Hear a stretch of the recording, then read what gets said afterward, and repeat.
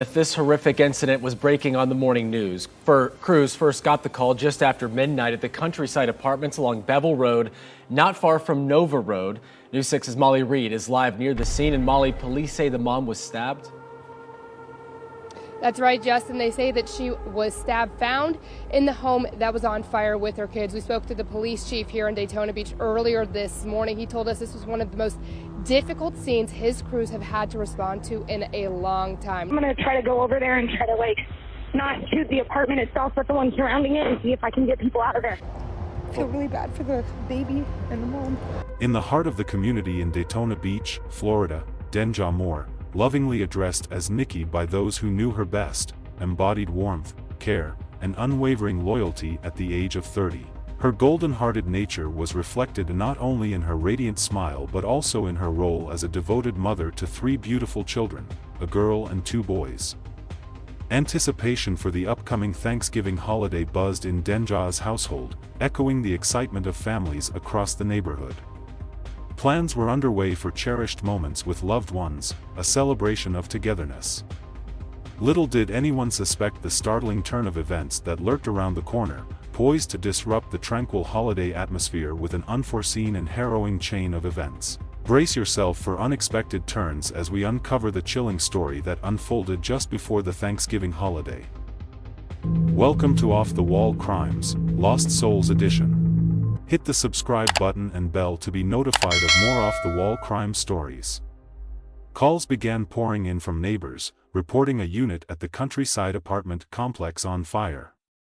Distressed by the situation, someone expressed their intention to go over there and help, not to capture the apartment itself but the surrounding ones, aiming to assist in evacuating people. Some were actively knocking on doors, doing whatever they could to aid in urging anyone at home to come out, emphasizing the urgency due to the fire. Shortly before the clock struck midnight on November 21st, Daytona Beach police rushed to apartment 39 at Countryside Apartments on 1200 Belleville Road. The scene that awaited them was ominous. The apartment was fully ablaze, sending thick plumes of black smoke from windows and the door into the night. After successfully extinguishing the blaze, responders discovered an unresponsive adult female and an unresponsive infant inside a crib next to the woman. Additionally, there were 2 other children, aged 4 and 5, found inside the residence. Samantha Stewart, one of the neighbors, witnessed someone trying to tackle the fire. A neighbor even stepped in with a fire extinguisher, aiming to douse the flames through the window.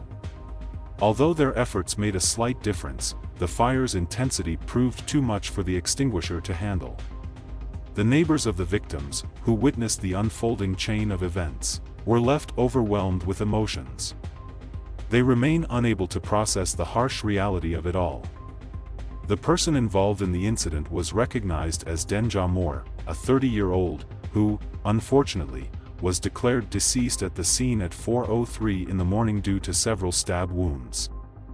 Swift action by emergency responders led to the transportation of her 10-month-old to Halifax Health Medical Center in Daytona Beach, and her 2 other children to Shands Hospital in Gainesville in critical condition.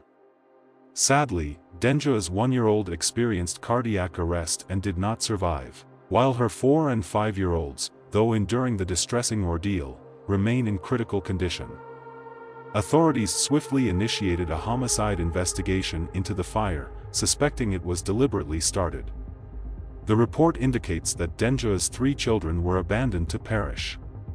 The apartment bore the marks of at least 2 fires, with the first suspected to have originated in the bedroom and the second in the kitchen. Notably, all 4 burners on the stove were allegedly left on, accompanied by charred paper debris in a box. Efforts were initially made to reach out to Charles Leon Ivy, the 34-year-old father of 2 of Denja's eldest children, informing him that his kids were in the hospital. Unfortunately, these attempts were fruitless. Detectives later witnessed Ivy loading suitcases and bags into an SUV at his Oran Beach residence. A traffic stop occurred near Tomoka Avenue and South Yon Street. Allegedly, Ivy refused transportation to the police department and declined to speak with detectives. According to the police, Evidence places Ivy at the apartment during the time when the alleged deaths and fires could have occurred. This provided them with probable cause to arrest him. Ivy, who eventually spoke to the police, claimed he couldn't think of anyone who would want to harm Denja or her children. The authorities state that Moore was killed by Charles Ivy, the father of 2 of her children. Holding no punches, Daytona Beach Police Chief, Jakari Young, described the harrowing details, accusing Ivy of stabbing her to death and then intentionally setting her apartment ablaze. The heartbreaking outcome is that all 3 of her children were present during the incident. The 10-month-old did not survive, and the 4- and 5-year-olds are now in the hospital. Tanisha and Princess, Denja Moore's cousins, reminisce about the deep bond they shared. In their recollections, Moore emerges as a person of exceptional kindness, known for her infectious sense of humor that could light up any room. Like talking about preparing for the tomorrow. Moore's character, as described by her close friends, was adorned with qualities that extended beyond mere niceties. She was not only nice but also profoundly caring, displaying a genuine concern for the people around her. The stories they share paint a vivid picture of a woman who left an indelible mark through her warmth, compassion, and unwavering dedication to her family. They express their ongoing struggle to grasp how something so dreadful could happen to such a good person. The shock and disbelief still linger among everyone. Who would have thought that a mere 48 hours ago, Denja's family was filled with joy as they happily prepared and looked forward to celebrating Thanksgiving. Now, their world has turned upside down, and instead of planning for a festive occasion, they find themselves grappling with the heartbreaking task of arranging 2 funerals.